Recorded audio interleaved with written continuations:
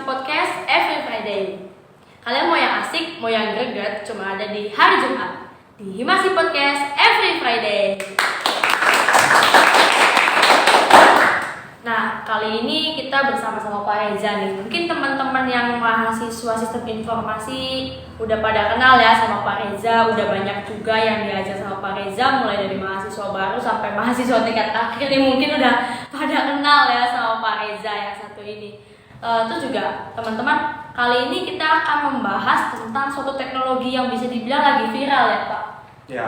Lagi viral gitu. Banyak kaum milenials bahkan dari mungkin anak-anak SMA udah mulai mengenal ya Pak. Udah mulai seliuran dengar-dengar gitu, sampai juga ke teman-teman milenials atau generasi-generasi yang di atas milenial nih udah mungkin pada tahu nih apa sih teknologi yang satu ini. Mungkin untuk teknologinya sendiri belum terlalu hype nih Pak, tapi lebih ke Bitcoinnya. Oh iya lebih ke Bitcoinnya ya. Sekarang tuh lagi booming sekali ya. Iya. Sekali itu apa itu Bitcoin, apa itu cryptocurrency gitu ya. Iya. Gitu. Mungkin karena sekarang mungkin beberapa waktu terakhir ini kalau teman-teman yang mengikuti atau mungkin teman-teman juga di sini ada yang punya koinnya gitu ya, koin Bitcoin gitu ya, itu mata uang digital. Mungkin teman-teman juga sudah sedikit paham bagaimana Bitcoin itu, apa itu Bitcoin, bagaimana cara kerjanya, gimana belinya, gimana mendapatkannya. Itu mungkin teman-teman di sini ada yang sudah tahu juga. Makanya sekarang lagi booming banget karena beberapa waktu terakhir harganya terus mencetak rekor gitu ya. Semakin tinggi ya Pak? Ya, harga satu Bitcoin itu sempat menyentuh dalam rupiah itu 800 juta lebih. Wow. Nah itu Pak, berarti kan berkaitannya dengan si Bitcoin ini termasuk ke dalam cryptocurrency dan bisa memiliki peluang untuk kita ini mendapatkan boleh dibilang mendapatkan uang gitu ya Pak dengan menggunakan Bitcoin ini. Bisa tergantung dari kita cara pandangnya dari mana gitu Mbak. Jadi kalau misalkan kita menganggap itu sebagai investasi, bisa dibilang investasi, tapi juga bisa dibilang bukan investasi. Gitu. Ya, tapi kalau untuk investasi saya tidak terlalu paham gitu ya, karena itu ilmu ekonomi. Jadi yang saya bisa share ke teman-teman, mungkin karena seperti ini ya, bisa dibilang investasi karena harganya itu bisa naik, bisa turun, gitu ya. Iya.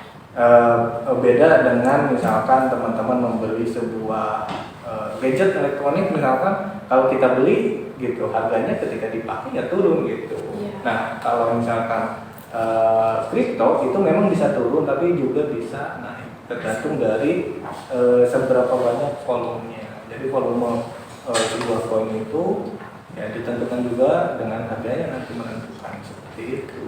Jadi bisa disebut investasi, bisa juga bukan, ya tergantung sebetulnya pribadi masing-masing. Jadi bagaimana cara kita memandang itu dalam mungkin bisa dibilang dalam kebutuhan kita atau memang bagaimana kita ingin menghasilkan dari situ gitu ya Pak.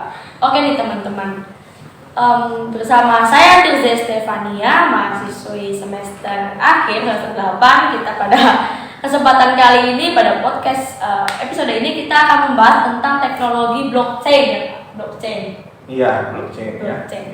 Nah mungkin teman-teman masih ada yang belum tahu ya blockchain itu apa, terus apa sih, kenapa sampai bisa dibilang viral nih si blockchain ini. Terus mungkin di sini karena Bapak nih yang mungkin juga udah mendalami tentang blockchain. Terus kalau nggak salah Bapak ambil tesisnya juga itu ya Pak? Iya, tentang blockchain juga. Oke Pak, pertanyaan pertama nih Pak, blockchain itu apa sih Pak sebenarnya? Gini, untuk kenapa kita tadi di awal mungkin Mbak Tirja ya, ini saya panggilnya Mbak Tir. Kenapa kita bahas Bitcoin ya gitu ya? Karena yang teknologi yang menjadi dasarnya itu sebetulnya ya blockchain sendiri yang mungkin tadi Mbak Tirja tanyakan gitu ya. Nah, Bitcoin itu sebetulnya basicnya teknologi yang digunakannya itu blockchain. Blockchain itu sebetulnya sudah ada dari tahun 91 gitu ya. Jadi mungkin butuh beberapa lama sampai akhirnya dalam jurnal atau white papernya itu Satoshi Nakamoto itu mengeluarkan white paper tentang Bitcoin gitu. Jadi gimana caranya orang berinteraksi atau kita mentransfer uang, gampangnya begitu ya, mentransfer uang itu tanpa pihak ketiga. Contohnya, teman-teman kalau misalkan mau transfer uang deh dari akunnya Mbak Tirga, Bank A misalkan, ke saya Bank A juga sama, itu pasti akan ada pihak ketiga, yaitu apa? Bank. Ya, contohnya tadi Bank A. Tapi kalau misalkan melalui Bitcoin itu tidak ada. Jadi saya sama Mbak Tirga langsung berinteraksi gitu. Jadi tidak ada yang menaunginya siapa gitu, yang bertanggung jawab gitu, nggak ada. Kalau dalam cryptocurrency gitu ya. Seperti itu. Nah, dasarnya itu blockchain. Nah, blockchain itu apa? Blockchain itu gampangnya teman-teman seperti mungkin kalau teman-teman yang teknik tahu database gitu ya. Paham ya database? Nah, database itu biasanya kita terpusat. Kalau teman-teman buat sebuah program, biasanya database-nya itu ada di komputer kita atau ada di internet, di server gitu ya. Nah, itu sebuah database yang biasa kita buat gitu. Tapi kalau dengan blockchain, teman-teman misalkan saya membuat sebuah, misalkan ya, membuat sebuah jaringan blockchain, misalkan saya sama Mbak Tirja itu sama-sama menjadi servernya gitu. Kalau tadi Mbak Tirja database itu adanya di internet atau di laptopnya Mbak Tirja pribadi, kalau blockchain itu tidak, saya punya, Mbak Tirja punya gitu. Intinya peer to peer. Jadi semua yang ada di network itu semuanya menjadi servernya gitu. Jadi mempunyai data yang valid, yang sama dengan yang ada di semua anggotanya gitu. Jadi intinya distributed database lah, gampangnya seperti itu. Oh, database ya Pak.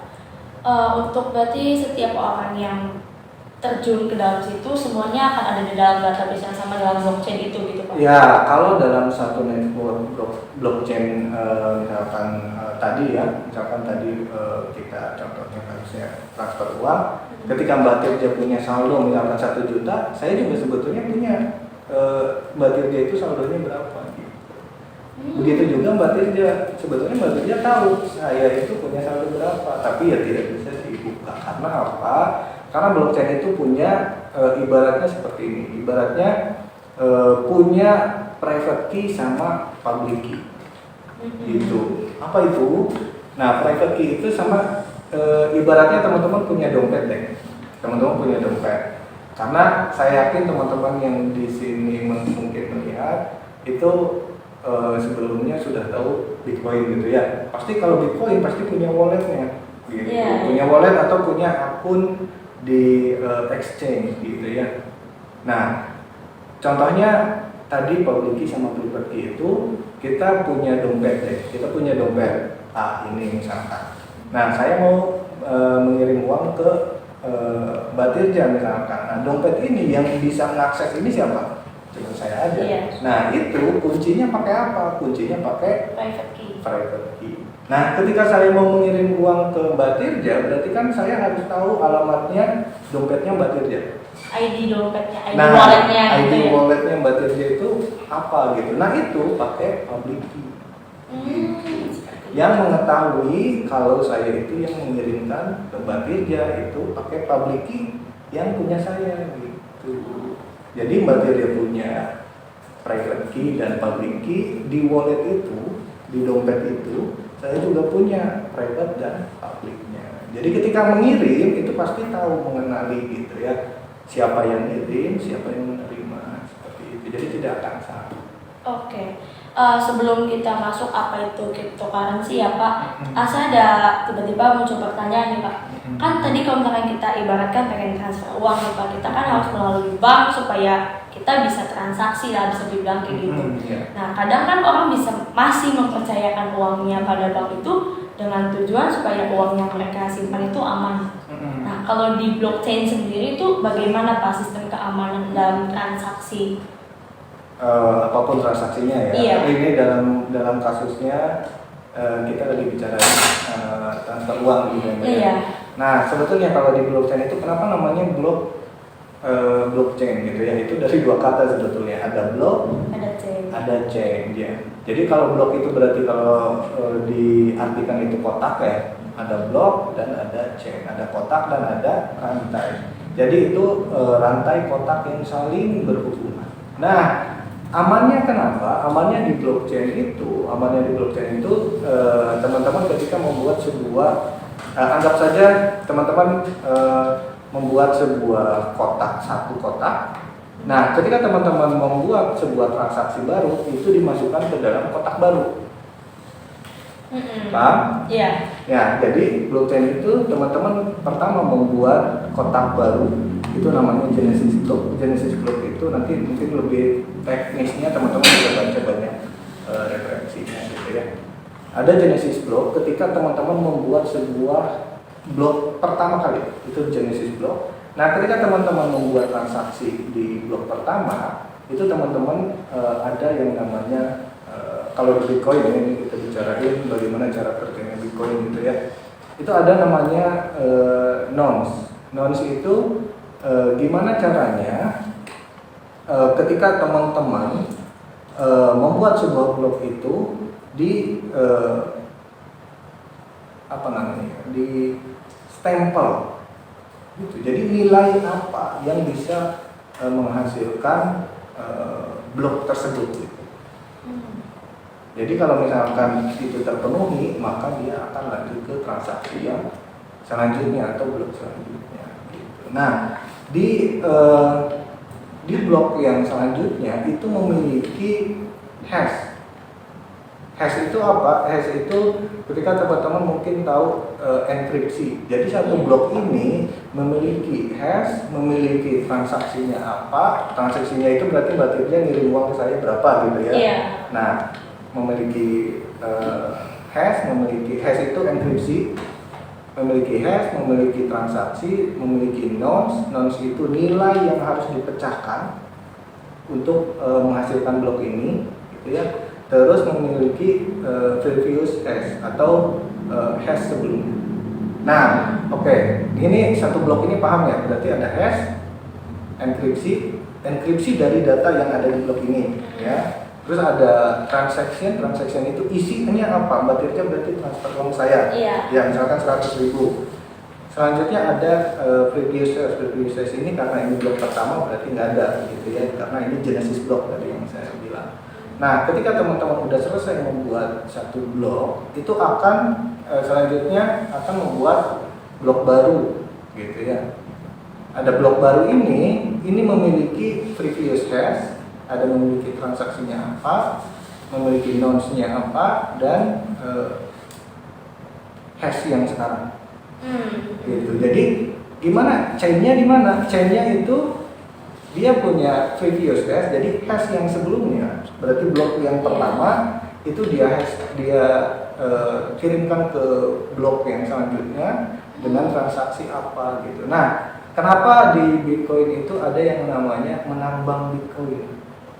Iya, menambang. Itu hasilnya dari mana sebetulnya? Nah, itu kenapa kita membutuhkan komputer yang cepat, GPU yang cepat, itu karena kita menghitung nonce-nya untuk menghasilkan atau menghitung blok yang tepat gitu ya, menghitung semua rangkaian hash, transaction dan nonce-nya itu apa. Nah, itu sebetulnya yang kita dapatkan itu ketika algoritmanya dipecahkan itu baru mendapatkan Bitcoin. Nah, itu sebetulnya. Jadi dari blok-blok itu kita cari sebetulnya kenapa kita butuh komputer yang cepat, kita butuh GPU yang kencang, itu untuk sebetulnya untuk menghitung itu cepet-cepetan gitu. Oke, berarti udah jelas ya teman-teman soal bagaimana sistem blockchain itu sendiri ya, kurang lebihnya. Nah, lanjut nih Pak, kita masuk ke cryptocurrency. Mungkin teman-teman yang lagi nonton podcast episode ini masih bertanya-tanya nih, cryptocurrency itu apa sih Pak? Cryptocurrency itu sebetulnya mata uang digital gitu ya.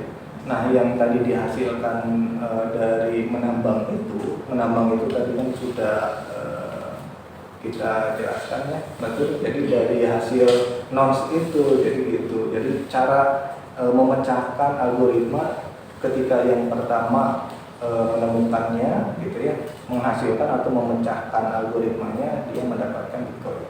Nah, dari situ itu menjadi Bitcoin itu menjadi nilai yang berharga. Kenapa berharga? Karena contohnya gini, teman-teman. Dari dulu teman-teman mungkin saya beli telur itu di zaman saya kecil itu harganya cuma 1.500 atau 1.000 atau mungkin 500 perak gitu ya. Karena makin kesini nilai uang itu makin menurun, betul? Iya. Ya, mungkin teman-teman di rumah atau yang melihat ini juga pasti, oh iya ya, uang itu semakin lama karena kan nilainya semakin kecil gitu. Iya. Beda dengan teman-teman contohnya emas. Iya. Emas itu harganya relatif semakin naik. Gitu. Nah, sama dengan Bitcoin, karena apa? Karena kalau rupiah itu bisa kita cetak lagi gitu. Apa sih materialnya? Kertas gitu ya. Ketika buku ini habis misalkan, ya kita cetak lagi. Ketika kita kekurangan buku, ya kita bisa cetak lagi, meskipun kalau dalam tata kelola negara itu kan ada aturannya, bagaimana aturan kita mencetak uang baru. Nah, itu kan ada aturan yang saya nggak paham. Tapi yang jelas Bitcoin itu ada maksimal. Itu nggak bisa ditambah, nggak bisa dikurangi. Sama seperti emas. Emas itu kan kita perlu modal, terus juga yang ada di dunia ini terbatas, gitu. Sama dengan Bitcoin juga. Nah, kalau hal apapun yang terbatas sebetulnya itu tidak bisa ditambah dan dikurangi. Nilainya kalau banyak orang yang semakin membeli barang tersebut itu pasti harganya akan naik. Iya. Sama seperti halnya hukum permintaan, penawaran. Ya, nah mungkin ekonomi teman-teman lebih paham. Gitu.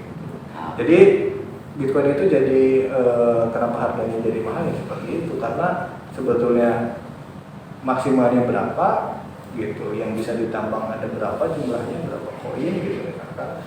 Sekarang yang punya berapa, makanya kenapa lebih makin di sini makin naik, karena beberapa perusahaan mungkin tadi di depan sudah ditanyakan, sudah kita obrolkan juga. Itu perusahaan seperti mobil listrik Tesla gitu ya, itu sudah kedepannya mungkin akan menerima pembayaran melalui Bitcoin. Berarti secara terstruktur gitu ya Pak, maksudnya peningkatan dari perkembangan teknologi ini sendiri sampai sudah masuk ke dunia industri nih Pak. Ya, sebetulnya sudah banyak gitu ya. Nah, itu salah satu saja penerapan dari blockchain gitu ya Mbak Tia. Salah satunya itu bisa cryptocurrency gitu. Tapi sebetulnya blockchain ini bisa juga dipakai untuk industri yang lain. Contohnya, karena ini secure, tadi sudah dijelaskan ya, karena ini aman. Amannya itu tadi saya belum menjelaskan. Jadi ketika blok-blok ini banyak gitu ya, sudah banyak, itu blockchain itu punya syarat gitu ya, itu network consensus. Jadi di situ itu ada proof of work.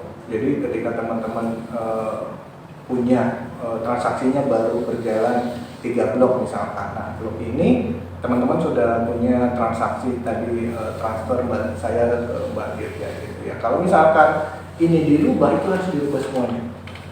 Berarti mulai lagi dari awal Pak? Bukan. Jadi misalkan Mbak Dirga blok pertama misalkan saya registrasi, blok pertama saya ngirim ke Mbak Dirga 100.000. Iya. Nah blok kedua Mbak Dirga mengirim uang lagi ke saya 100.000. Ya, blok ketiga saya mentransfer lagi uang ke Mbak Dirga 150.000. Nah, tiba-tiba Mbak Dirga misalkan mau merubah blok yang pertama nih, berarti saya yang transfer ke Mbak Dirga. Misalkan, biasanya kan kalau kita di database yang konvensional gitu ya, kita tinggal ubah aja di database. Ya kan? Iya. Kita tinggal ubah yang tadi 100.000 jadi 1 juta misalkan. Gitu. Nah, kalau di blockchain itu tidak bisa.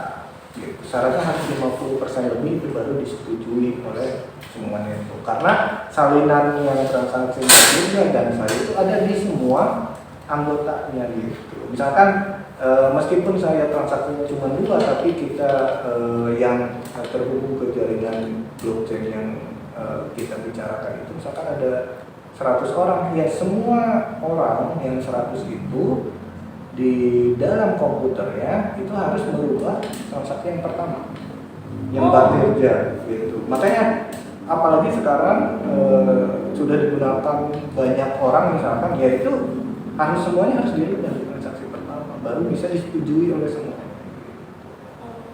Berarti Jadi, kita juga harus konsisten gitu ya pada iya, membuat ini. Iya, jadi intinya sih sebetulnya sangat minim sekali gitu ya, ada yang bisa hack lah gampangnya gitu. Iya, hack. Nah gitu ya, akan merubah datanya itu sangat minim sekali. Karena seperti tadi ketika hashnya ini dirubah, ini transaksinya dirubah, hashnya juga akan berubah gitu. Makanya kenapa harus semua anggota yang ada di network itu harus dirubah semua, Mbak. Gitu. Baru itu dinyatakan valid. Iya. Kalau misalkan dia cuma satu orang yang merubahnya, batirja aja, itu tidak valid.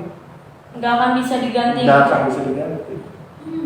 Gitu. Jadi akan kembali lagi nilainya menjadi sebelumnya 100.000 gitu. Jadi kalau mau merubah semuanya, ya rubah semuanya. Jadi batirja buka, misalkan saya buka database-nya batirja di laptopnya batirja misalkan, yaitu dirubah 150, saya juga dirubah, semua orang yang ada di network itu dirubah. Nah itu baru valid gitu. Tapi bayangkan kalau misalkan yang menggunakan itu ada 1 juta. Yang bertahan semua harus ganti. Iya, nah maka dari itu blockchain itu secure, bagus. Sangat kecil kemungkinan ada yang bisa untuk sampai saat ini gitu ya. Makanya kenapa blockchain dan kripto sekarang dipercaya gitu, semakin digandrungi sama orang-orang karena memang itu secure, lebih aman dan lebih menjanjikan lah ya Pak untuk saat-saat era seperti ini. Iya. Nah, tadi kan kita udah banyak bahas nih ya bagaimana apa itu cryptocurrency, itu juga bagaimana tahapan-tahapan dalam teknologi blockchain ya Pak. Nah, mungkin kita mau bahas lebih dalam lagi nih Pak. Kalau yang tadi kita bahas itu kan bagusan Bitcoin aja nih. Tapi kalau misalkan apa yang pernah Bapak buat itu atau apa yang Bapak ketahui di tentang blockchain, penerapan blockchain sampai saat ini sudah sejauh apa sih Pak, dan apa saja sih apa ya boleh dibilang, apakah ada perusahaan tertentu atau ada orang-orang tertentu yang sudah menerapkan blockchain ini sehingga bisa menjadi sukses dengan menggunakan implementasi teknologi blockchain ini Pak? Oke, sebetulnya kalau di luar negeri khususnya Amerika itu sudah banyak sekali gitu ya. Karena ini historinya tidak bisa dirubah, anggap saja pasti hampir tidak bisa dirubah gitu ya historinya. Contohnya teman-teman misalkan kalau upload status di Facebook mungkin atau di media sosial Instagram misalkan, itu kan bisa dihapus. Ya. Kalau misalkan di blockchain itu tidak bisa, ataupun dirubah itu tidak bisa. Jadi kalau misalkan dulunya yang teman-teman upload apapun itu tidak bisa dihapus. Paten gitu. Paten sudah tidak bisa dihapus lagi. Saya juga pernah tapi namanya lupa gitu ya. Itu saya pernah masuk ke sosial medianya yang teknologinya menggunakan blockchain. Ya itu emang nggak bisa dirubah lagi sudah. Ketika kita mengupload sebuah status ya sudah selesai. Berarti udah ada ya Pak media sosial yang menggunakan teknologi blockchain ini sebenarnya sudah ada ya Pak? Sudah ada. Nah itu namanya DApps, Decentralized Application. Jadi aplikasi yang terdesentralisasi. Desentralisasi itu peer to peer. Gitu. Jadi ketika saya punya akun saya, Batirja punya akunnya Batirja, sebetulnya saya punya datanya Batirja gitu. Sama konsepnya seperti tadi gitu. Kalau blockchain itu terdesentralisasi. Jadi servernya tidak ada. Servernya ya kita semua penggunanya gitu. Jadi tidak ada yang mengatur. Kalau Facebook yang punya siapa? Ada yang punya. Kalau misalkan Instagram yang punyanya siapa? Ada yang punya. Kalau blockchain tuh nggak ada yang punya. Nggak ada yang punya Pak. Maksudnya nggak ada yang membangunnya Kalau yang membangun atau ada. Oh ada. Tapi kalau misalkan yang punyanya dibilang yang punyanya siapa, nggak ada. Secara hak cipta tuh nggak ada.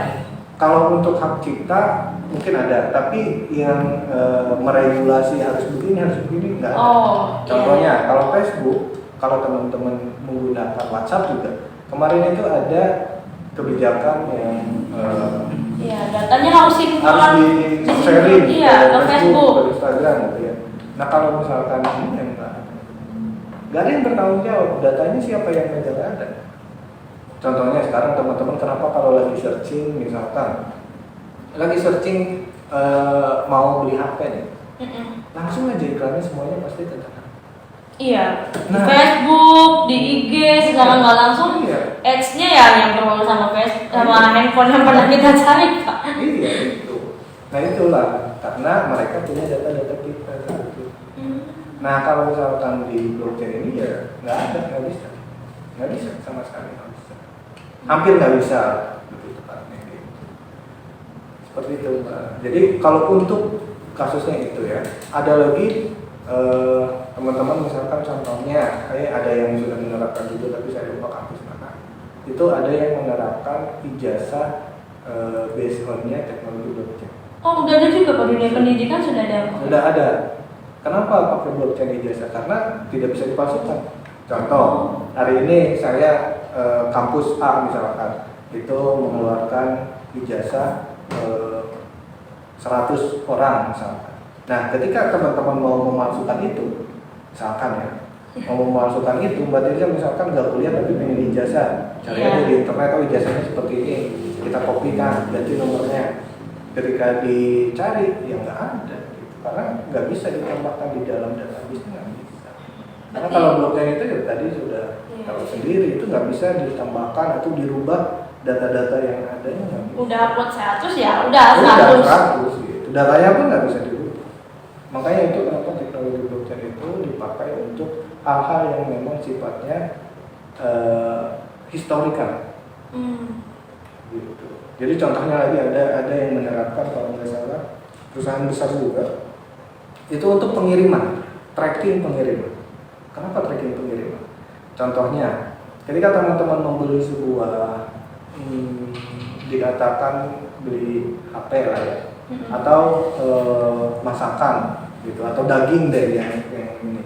Nah, ketika teman-teman membeli sebuah daging di e-commerce, itu kan kita harus tahu dia dari mana awalnya, dikirimnya kemana, sampai mana, sampai akhirnya datang rumah Mbak Tirza misalnya. Nah, itu dari proses itu kalau misalkan di tengah jalan dagingnya kenapa-kenapa atau malah ada bakterinya, itu ya tidak bisa. Itu jadi bisa di tracking gitu. Jadi histori yang tidak bisa dirubah. Contohnya itu.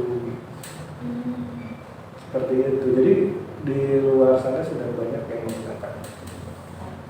Kemarin kan sempat baca-baca nih Pak, tesisnya Bapak. Oh itu sebetulnya jangan terlalu di ini. Oh, nggak kan kayak penerapan sama kayak imani juga kan Pak, lebih ke imani. Nah di Indonesia sendiri atau di kota atau di berbagai daerah yang ada di Indonesia nih Pak, sebenarnya udah ada yang penerapan itu belum sih Pak? Blockchain ya, untuk kasusnya tersendiri nggak ada? Maksudnya begini, maksudnya tersendiri itu. Contohnya saya membuat teknologi blockchain sendiri misalkan, yang untuk pembayaran tunai itu belum ada di Indonesia. Kalau base-nya blockchain ya, tapi kalau base-nya misalkan teman-teman tahu lah Oppo dan lain-lain, itu kan imani sebetulnya ya. Nah itu ada banyak, tapi base-nya blockchain itu belum ada, kecuali ada di exchange. Exchange itu contohnya banyak tuh. Exchange itu tokonya, e-commerce-nya untuk kita membeli atau menjual sebuah koin. Tempat jual belinya namanya exchange gitu ya, koinnya. Nah kalau di situ ada. Kalau teman-teman tahu Bitcoin, koin Indonesia juga ada BIDR gitu.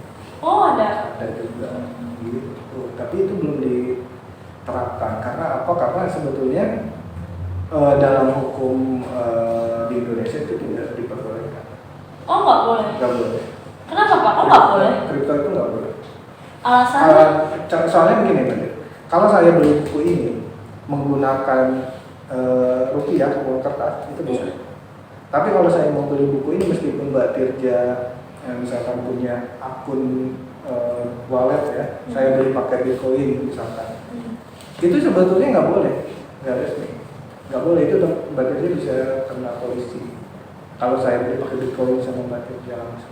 Tapi kalau misalkan kita jual belinya di exchange, itulah kenapa mungkin teman-teman yang lain bisa dikatakan ini sebagai investasi gitu ya. Nah kalau di exchange itu kan kita sebetulnya transaksinya ya itu juga gitu, dengan koin-koin juga.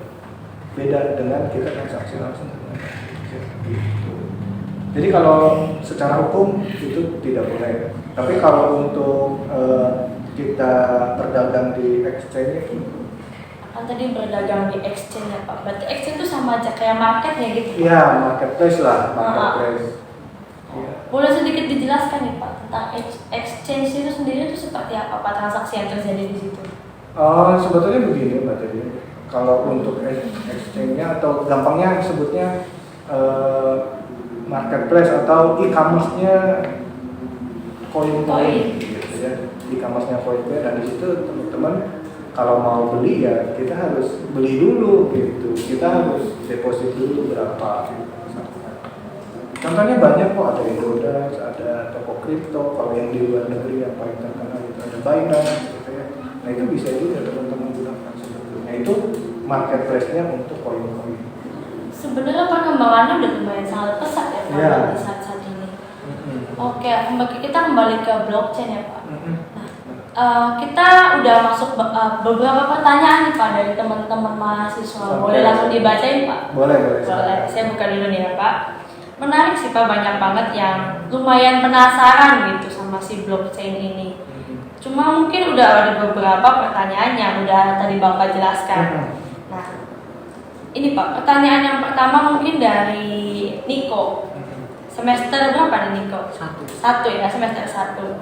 Nah, implementasi blockchain di dunia industri itu seperti apa Pak? Implementasinya ya sebetulnya yang tadi ya, kalau misalkan kita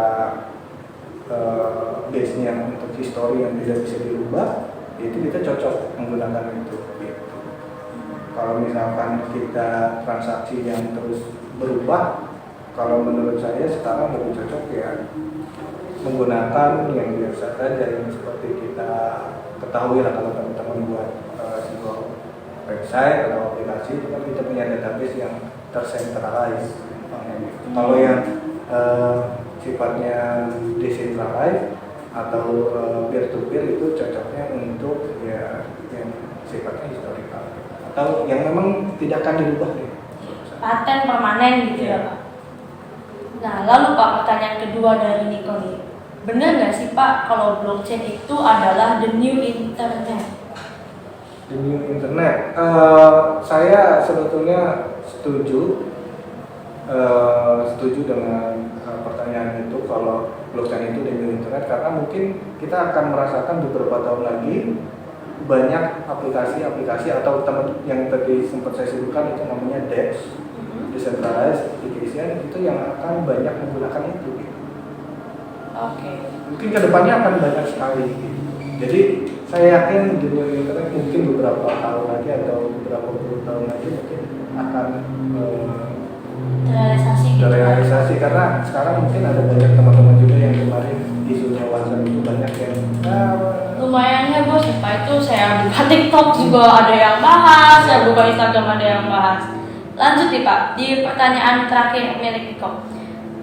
Terakhir adalah manfaatnya blockchain itu apa sih Pak? Nah, untuk manfaat sebetulnya kalaupun bisa diterapkan seperti tadi gitu ya, sudah banyak dijelaskan juga, manfaatnya kita tidak bisa merubahnya, itu untuk secure-nya banyak sekali manfaat-manfaat lain gitu. Untuk keamanannya pasti terjamin, terus datanya juga hampir pasti tidak bisa dirubah, terus juga kelemahannya mungkin gini, menurut white papernya dari Satoshi Nakamoto gitu ya, blok itu akan terbentuk dalam 10 sampai 15 menit. Gitu. Jadi ketika kita menambang itu, keluar bloknya itu dalam 10 sampai 15 menit. Gitu. Jadi kalau misalkan transaksinya sangat cepat nih, contohnya baterainya langsung misalkan dalam sebuah aplikasi, misalkan apa yang cepat, chatting misalkan aja ya, chatting misalkan cepat banget tuh transaksinya, banyak banget lah, itu menurut saya kurang tepat. Mungkin kedepannya bisa diterapkan juga sebetulnya, tapi mungkin akan lebih baik menggunakan centralized. Karena mungkin saya sampai saat ini juga belum, mungkin saya masih kurang tahu ya tentang itu. Jadi yang tepat itu ya untuk hal yang transaksinya cepat sekali, banyak, itu mungkin ya lebih cocoknya saya ke. Oke, saya ucapkan juga nih untuk Niko yang udah memberikan pertanyaan. Sekarang lanjut lagi nih Pak. Dari Nandita, lumayan banyak sih Pak pertanyaannya. Pengen tahu banget kayaknya ya, pengen mengulik gitu tentang blockchain. Nah, yang pertama itu apa opini? Ada sebuah opini yang mengatakan bahwa blockchain itu memiliki potensi untuk mengganggu industri. Jadi apa sih istimewanya dari teknologi blockchain ini sampai ada opini yang mengatakan berpotensi untuk mengganggu sebuah industri gitu Pak? Mengganggu sebuah industri. Oh, maksudnya mungkin seperti ini. Contohnya, teman-teman tadi ketika saya mentransfer uang ke Mbak Tirja, itu kan tidak ada fee sama sekali. Tapi ketika kita melalui bank itu ada fee 6.500. Oh, biaya admin gitu ya, biaya admin. Nah, kalau misalkan di kripto ya nggak ada. Nah, itu mungkin salah satu disrupsi gitu ya. Jadi mengganggu perusahaan-perusahaan yang memang sudah ada gitu tentang bank dan lain-lain. Nah, itu mungkin salah satu kasusnya gitu ya. Jadi bank itu kedepannya mungkin ya akan mengimplementasi juga, karena PayPal aja setahu saya di berita menggunakan Bitcoin ke depannya. PayPal juga. Jadi menerima transaksi Bitcoin. Oke. Lalu Mungkin ya ke depannya. Tapi di berita seperti itu. sudah ada yang memprediksi lah ya, bisa dibilang kayak gitu. Nah, lalu Pak, pertanyaan berikutnya dari Nandita. Contoh penerapan teknologi blockchain di kehidupan sehari-hari itu seperti apa Pak? Mungkin tadi sudah kita bahas juga ya, Mbak Dada ya, tentang ijazah, gitu juga, tentang pengiriman barang, gitu, dan lain-lain. Masih banyak sebetulnya. Tergantung nanti teman-teman tertarik nggak. Kalau menurut saya, kalau teman-teman belajar dari sekarang, itu blockchain developer itu sangat sedikit di Indonesia. Iya, tadi saya pengen sedikit bahas itu Pak. Blockchain developer tuh kayaknya masih jarang terdengar gitu ya Pak. Kalau teman-teman cari juga mungkin buku-bukunya hampir semuanya bahasa Inggris gitu ya. Iya, terbatas banget. Iya, jadi materi-materi itu masih banyak ya bahasa Inggris. Nah, maka dari itu ini sebetulnya peluang buat teman-teman kalau mau jadi blockchain developer. Saya yakin teman-teman contohnya misalkan sudah membuat satu aplikasi berdasarkan blockchain gitu ya. Nah itu saya yakin kalau teman-teman mencari kerja, ada satu perusahaan aja yang mencari blockchain itu pasti masuk. Karena masih tenaga SDM-nya bisa dibilang masih sangat terbatas, sangat sedikit ya Pak. Oke, lanjut nih Pak dari Nandita. Bagaimana si blockchain ini dapat menimbulkan revolusi proses yang ada pada teknologi yang sekarang sudah berkembang? Oke, ya sebetulnya ini sudah dijawab juga dengan pembahasan kita sebelumnya ya. Jadi ya revolusinya itu, pertanyaannya revolusi ya. Ya semuanya tidak ada yang mengatur gitu. Tidak ada yang memiliki data kita. Kalau sekarang kita daftar Facebook, ya kita data kita ada di Facebook. Kalau misalkan dengan blockchain ya data kita nggak ada yang punya kecuali kita sendiri. Udah cuma itu aja. Gitu. Itulah revolusi sebetulnya. Makanya kenapa mungkin ada beberapa orang yang bilang dia juga karena itu. Jadi data yang kita miliki itu nggak cuma diatur sama satu orang, tapi kita atur secara pribadi. Iya, cuma kita aja. Contohnya di healthcare ya, ketika teman-teman misalkan nih suatu saat kalau di Indonesia diterapkan, misalkan nih teman-teman punya, setiap warga di Indonesia misalkan punya satu akun yang berbasiskan blockchain. Di dalamnya terdapat kesehatan teman-teman, data kesehatan, di dalamnya pendidikan teman-teman, pokoknya semua data dari masyarakat masing-masing. Nah, itu bisa diakses ketika teman-teman misalkan teman-teman pernah sakit dari kelas 5 SD sampai sekarang, itu apa aja sakit, itu ya tidak akan terhapus gitu. Jadi ketika teman-teman datang ke rumah sakit lagi, Pak, saya mau check up, ketika teman-teman bilang seperti itu, harusnya pihak rumah sakit Udah punya riwayatnya udah gitu. punya riwayatnya, tinggal kita masukkan aja autentikasinya misalkan private key yang tadi sudah dijelaskan di awal.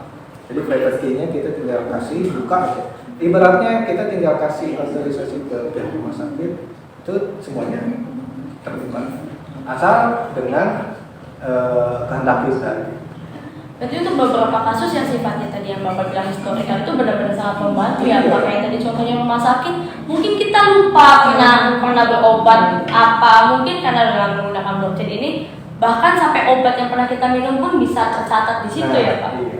Oh, oke. Jadi semuanya itu pasti akan, kalau diterapkan itu pasti akan jadi sekali. Mungkin ini akan menjadi percepatan teknologi yang akan datang. Iya, tapi sebetulnya dilema juga ya.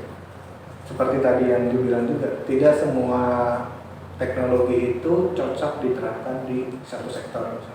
Yaitu ada beberapa teknologi yang memang cocok gitu. Iya, tapi ada juga yang tidak cocok. Nah kalau kasusnya yang tadi kesehatan, sekarang kalau misalkan kita servernya ada di satu server, misalkan seperti yang aplikasi yang teman-teman buat biasanya, itu kalau misalkan servernya rusak, down, hilang, masalah. Ya masalah. Hilang gitu ya Pak. Data kita gimana? Tapi kalau misalkan melalui teknologi blockchain ya tetap aja. Ya safety gitu, Iya. bisa di tracking lagi dari kita. Oke, lanjut Pak, pertanyaan dari Nandita. Banyak sekali nanti. Iya, sangat antusias nih Pak Nandita. Kita coba pertanyaan terakhir aja ya, mungkin karena yang pertanyaan sebelum terakhir ini udah dibahas tadi sama Pak. Penerapan blockchain di Indonesia itu seperti apa Pak sejauh ini? Sejak adanya blockchain atau sejak adanya beberapa individu atau industri yang sedang menerapkan blockchain sendiri sampai sekarang nih perkembangannya seperti apa? Sebetulnya balik lagi itu tergantung sebetulnya. Jadi jangan kasarnya jangan seperti ini, Pak. Jadi jangan gaya-gayaan. Maksudnya gaya-gayaan tuh kita mau buat misalkan contohnya saja absensi tapi untuk kelas aja tapi pakai blockchain. Gitu. Dia sebetulnya nggak apa-apa, tapi teknologi itu yang cocok diterapkan pada saat itu, yang paling cocok diterapkan dengan skala yang memang sudah diperhitungkan gitu ya. Kalau misalkan kasusnya tadi seperti healthcare dan data-data masyarakat, ya itu beda lagi kasusnya gitu. Jadi mana aja yang cocok gitu. Jadi jangan ini lagi tren nih blockchain nih ya. Hajar aja pasti.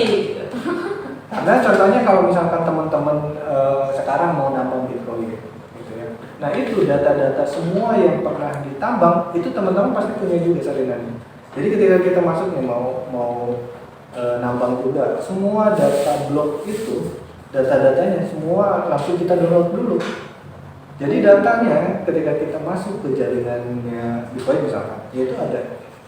Jadi misalkan sekarang udah 1 tera, ya udah 1 tera yang kita download. Jadi data-data yang ada di semua server ya sama dengan yang kita. Jadi sama juga seperti teman-teman misalkan nanti membangun sebuah aplikasi yang berdasarkan blockchain seperti itu juga. Mungkin untuk sektor pemerintahan juga boleh sedikit saya bahas ya Pak.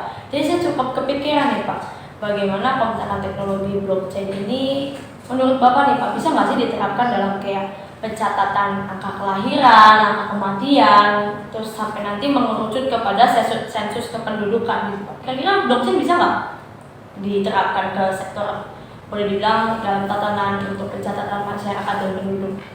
Nah, kalau dibilang bisa enggak bisa, tapi mau digunakan apa enggak, tinggal itu aja sebetulnya. Semuanya bisa sebetulnya menggunakan blockchain gitu ya. Tapi kan balik lagi cocoknya yang mana, baiknya yang mana. Tapi kalau untuk data-data yang menurut saya, ini mau pendapat saya, yang historical itu, ya harusnya pakainya teknologi. Karena ya ini tidak bisa dirubah. Contohnya yang tadi kita kesehatan tadi ya, jadi dari pertama kita lahir sampai meninggal gitu ya, itu ya tahu ada gitu datanya apa aja. Oke teman-teman, tadi udah saya bacain ya Pak pertanyaan dari teman-teman, dari Niko dan dari Nandita. Dari mereka mempertanyakan nggak cuma 1, 2 bahkan 3 sampai 4 pertanyaan ya Pak.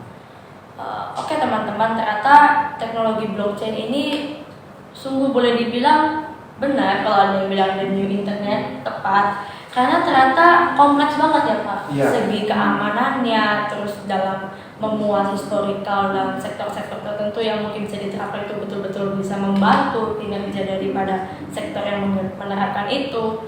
Tapi kalau saya boleh tanya nih Pak, ada pertanyaan saya pribadi, kenapa di Indonesia sendiri masih banyak yang belum mengenal atau belum menerapkan teknologi blockchain ini Pak? Balik lagi, teman-teman mau belajar nggak?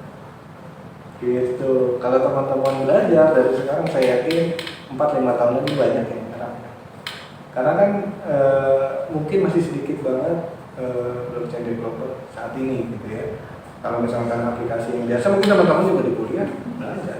Tapi sebetulnya itu juga nggak jauh beda dengan blockchain developer sebetulnya. Karena nggak jauh beda, sama banget.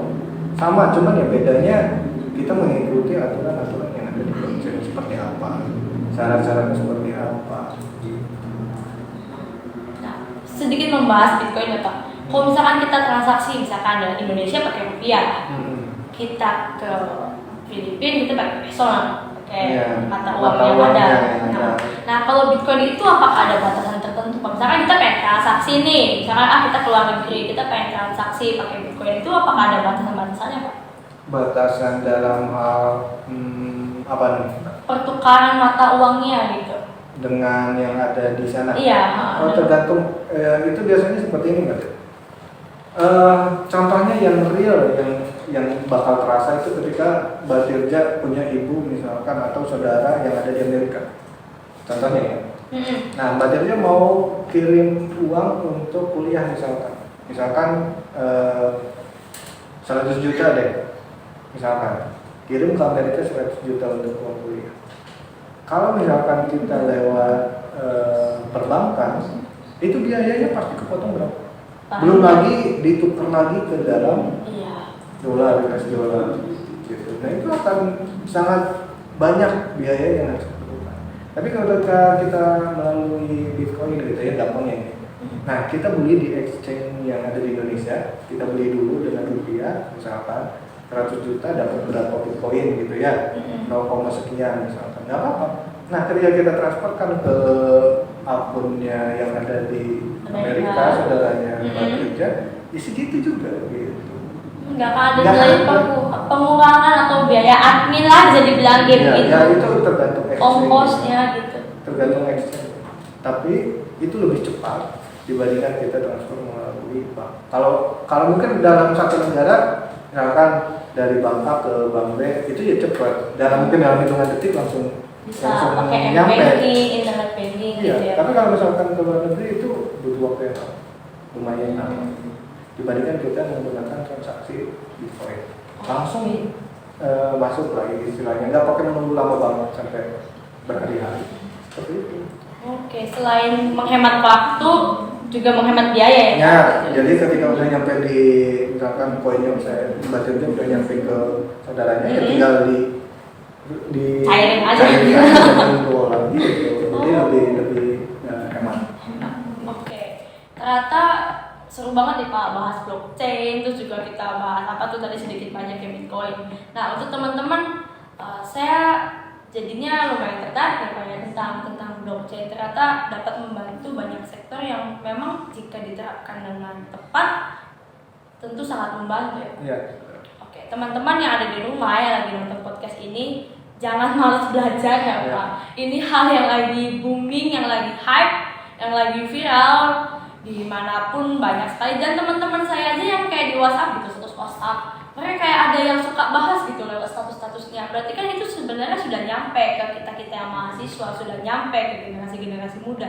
Dan secara pribadi saya mau ngajak nih teman-teman, kita harus belajar, kita harus melek juga ya Pak sama si blockchain ini supaya kita boleh dibilang gak gaptek, gak ketinggalan zaman. Jadi sehingga ketika teknologi ini benar-benar sudah diterapkan dan nyampe di hadapan mata, kita nih nggak P3 gitu, nggak bengong-bengong, nggak kaget-kaget. Oke, mungkin sampai sini aja Pak podcast kita pada hari ini. Saya Tirza Stefania dan juga Pak Reza pamit undur diri. Kami mohon maaf jika ada kata-kata yang kurang berkenan dan sampai jumpa pada next podcast berikutnya.